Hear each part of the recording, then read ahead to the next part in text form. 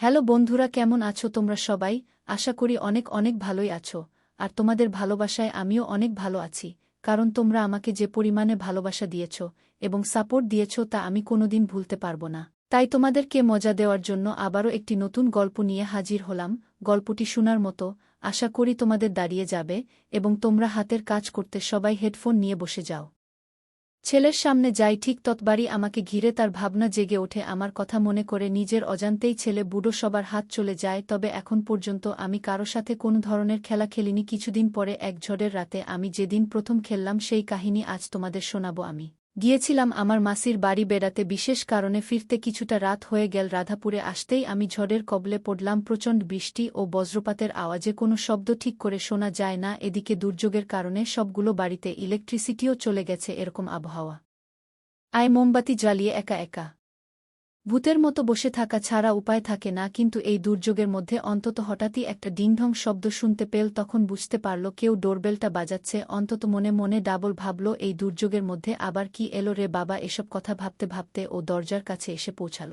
দরজা খুলতেই অন্ধকারের মধ্যে ঝাপসা একটি ছায়া দেখতে পেলে ও কিছুটা ভরকে গেল। তবে বুঝতে পারল এটা কোনো মেয়ে মানুষ। অন্তত খানিকটা ঢুক গেলে বলল, কে আপনি? এত রাতে এই দুর্যোগের মধ্যে কি করছেন? আমি বললাম, আমি আমার স্কুটি করে বাড়ি ফিরেছিলাম, কিন্তু হঠাৎই আমার স্কুটিটা খারাপ হয়ে যায় আর আমি দুর্যোগের মধ্যে পড়ে যাই। আর এই অবস্থায় বাইরে থাকতে ভয় লাগছে, তাই বাড়িটা দেখতে পেয়ে একটু সাহায্যের জন্য এলাম। অন্তত আমাকে বলল, আচ্ছা ঠিক আছে, আগে আপনি ভেতরে আসুন। বাড়ির মৃদু আলোতে আমার মুখটা দেখতে না পেলেও বুঝতে পারল আমার মাথা থেকে পা অবধি একেবারে ভিজে গেছে। তাই ও আমাকে বলল, আপনি তো একেবারে ভিজে গিয়েছে, দাঁড়ান আমি আপনাকে কিছু জামাকাপড় দিচ্ছি, বদলে নিন। কিছুক্ষণ পর অন্তত আমাকে একটি তোয়ালে, একটি টি শার্ট ও প্যান্ট দিয়ে একটা ঘর দেখিয়ে বলল, আপনি ওখানে গিয়ে চেঞ্জ করে নিন। তারপর আমি সেই ঘরে চলে গেলাম।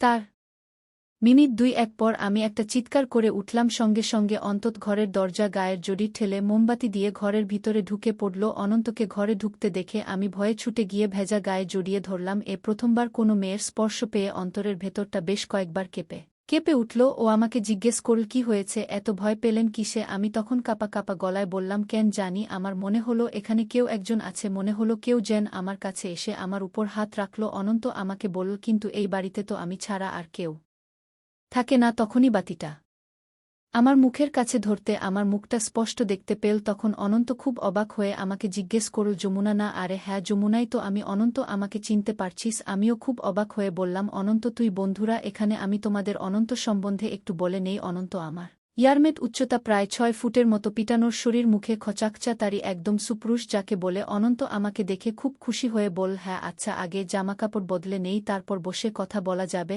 আমি তখন একটু বোধ করছিলাম আমার অবস্থা বুঝে। অনন্ত আমাকে জিজ্ঞাসা করল, কি হয় এছে? আমি তখন আমতা আমতা করে বললাম, আসলে আমি অন্ধকারকে খুব ভয় পাই, তুই থাক না এখানে। অনন্ত বলল, কিন্তু আমি বললাম, প্লিজ থাক না, আমার আবদারও আর অগ্রাহ্য করতে পারে না। বল, ঠিক আছে। তখন আমি বদল করে বললাম, কিন্তু আমি বুঝতে পারলাম বিছানায় এসে থেকে অনন্ত আর চোখে আমার দিকে তাকাচ্ছে। ডাব দুটো যেন অনেক বেশি আকর্ষণ করছিল। আমি শুধুমাত্র জামা বদল করে অনন্তর পাশে বসে পড়লাম। কি রোমান্টিক আবহাওয়া! ও আমার কথা শুনে অন্যমনস্ক হয়ে বল, হ্যাঁ। আমি এবার ওর ঘাড়ে ঠান্ডা হাতটা ছুঁয়ে দিয়ে পড়লাম, আমি জানি তুই কি চাস। তখন আমি ওর একটা হাত আমার হাতে তুলে নিয়ে আদর করতে লাগলাম।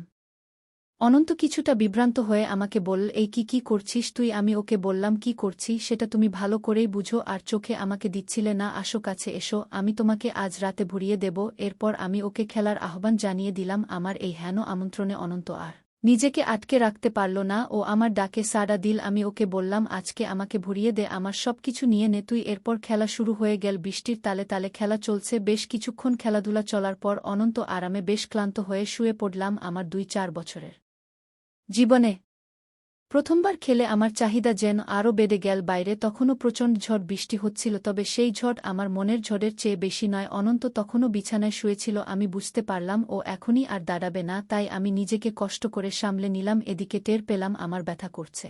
প্রথমবার খেলার কারণে অনেক ব্যথা পেয়েছি, তাই আস্তে করে উঠে ফ্রেশ হয়ে এলাম। এদিকে মোমবাতিটা নিজেকে শেষ করে মিটিমিটি করে আলো দিয়ে যাচ্ছিল, আর তাতে রুমের ভেতরটা একটা আলো আধারি খেলা হয়ে গেছে। তবে ওর জীবন প্রদীপ প্রায় শেষের দিকে, তাই আমি অনন্তকে বললাম, এই ওকে আরেকটা মোমবাতি চালাও, ও আমার কথামতো কাজ করছে। ওখানে গিয়ে আমরা বেশ খুশ গল্পে মেতে উঠলাম। আমরা দুজন স্টাডি রুমে চলে গেলাম। গল্পের মাঝে অনন্ত আমাকে বলল, কিরে তোর মনে আছে আমি তোকে অধরা কেটে প্রস্তাব দিয়েছিলাম, তখন তো তুই একেবারে সরাসরি না বলে দিয়েছিলি। আমি বললাম, আসলে আমি মনে করতাম কলেজ লাইভে পড়াশোনাটাই আসল, এর বাইরে কিছু করতে গেলে এস্টাবলিশড হতে পারবো না, তাই কোনো সম্পর্কে জড়ায়নি, কিন্তু তোকে আমার শুরু থেকেই ভালোই লাগতো। অনন্ত তখন আমাকে জিজ্ঞেস করল, আচ্ছা তুই যদি আমার বাসায় না আসি অন্য কারো বাসায় ঢুকে পড়তি তাহলে কি হতো? আমি বললাম, কি আর হতো? ও আমাকে বলল, তখন কি অন্য কাউকে দিয়ে? ওর কথা শুনে আমি ওকে একটা কিল মেরে বললাম, গাধা একটা, আমি কি অন্য সবার মতো তুই মনে মনে চাইছিলি তাই দিলাম। আর শুনে রাখ, এটাই আমার প্রথম। অনন্ত আমার কথায় খুশি হয়ে বলল, যমুনা আমারও এটাই প্রথম খেলা, এর আগে নিজে